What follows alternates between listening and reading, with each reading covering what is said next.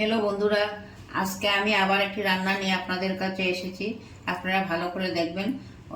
নতুন রান্না নয়, পুরানাই রান্নাটা, কিন্তু আমি একদম সহজ উপায়ে আপনাদের দেখাবো। আমার দৈনন্দিন জীবনের রান্না বান্নার মধ্যে একটি রান্না আমি প্রায় আপনাদের কাছে তুলে ধরছি। আপনারা ভালো করে দেখবেন। আমি প্রথমে তেজপাতা দিয়ে দিলাম, তারপর আলুগুলো দিয়ে দিলাম। আজকে আমি উলকপি আলু দিয়ে ডালের বড়া দিয়ে একটি সবজি রান্না করবো। আপনারা ভালো করে দেখবেন। আমি রান্নাটা একদম সহজ উপায়ে রান্না করি, যাতে যারা নিউ কামার তাদের জন্য কোনো অসুবিধা হয় না।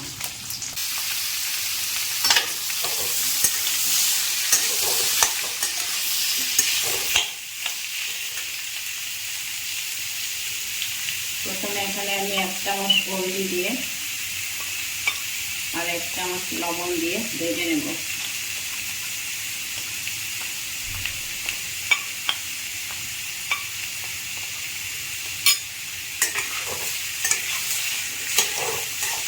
সবজিটা অল্প ভেজে নেব, অল্প সিদ্ধ করে রেখেছিলাম।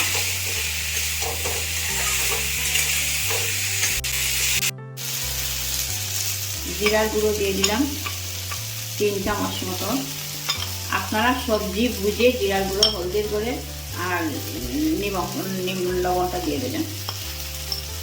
কারণ সবজি কম হলে কম দেবেন, সবজি বেশি হলে বেশি দেবেন। আমি এখানে 3 চামচ জিরে গুঁড়ো দিয়েছি। এখন অল্প জল দিয়ে আমি আর অল্প ভেজে নেব, তারপর জল দিয়ে দেবো।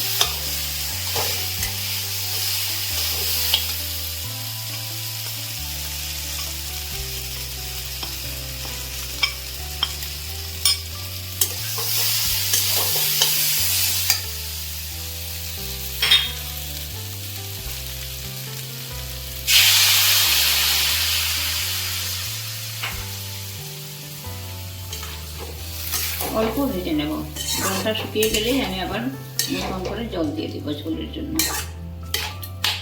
অল্প ঢেকে দেবো এখন।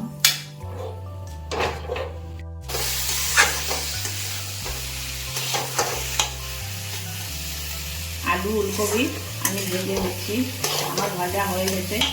এখন আমি ঝোল দিয়ে দেব। আমি আগের থেকে ডালের বড়া করে রেখেছি, তারপর ঝোল যখন অল্প ডাল উঠবে তখন আমি বড়াগুলো দিয়ে দেবো। আমি এখানে মুসুর ডালের বড়া করেছি। আপনারা ইচ্ছে করলে মুগ ডাল, রহর ডাল, যে কোনো ডালের বড়া করতে, চানার ডাল, যে কোনো ডালের বড়া করতে পারবেন।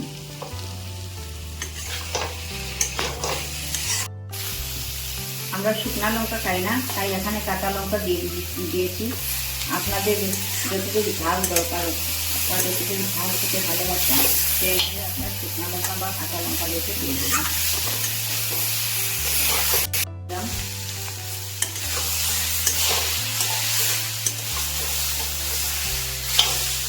আমার সবজি ভাজা হয়ে গেছে, এখন আমি জল ঢেলে দেবো। জল ঢেলে দিলাম।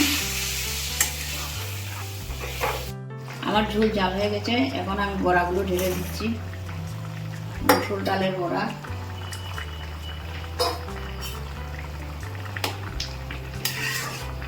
এখন অল্প সময় রাখবো, বড়াগুলো অল্প সিদ্ধ হয়ে গেলে, অল্প নরম হয়ে গেলেই আমি নামিয়ে নেব। এইভাবে আপনারা রান্না করে খেয়ে দেখবেন, কত ভালো লাগে দেখবেন নিরামিষ তরকারি।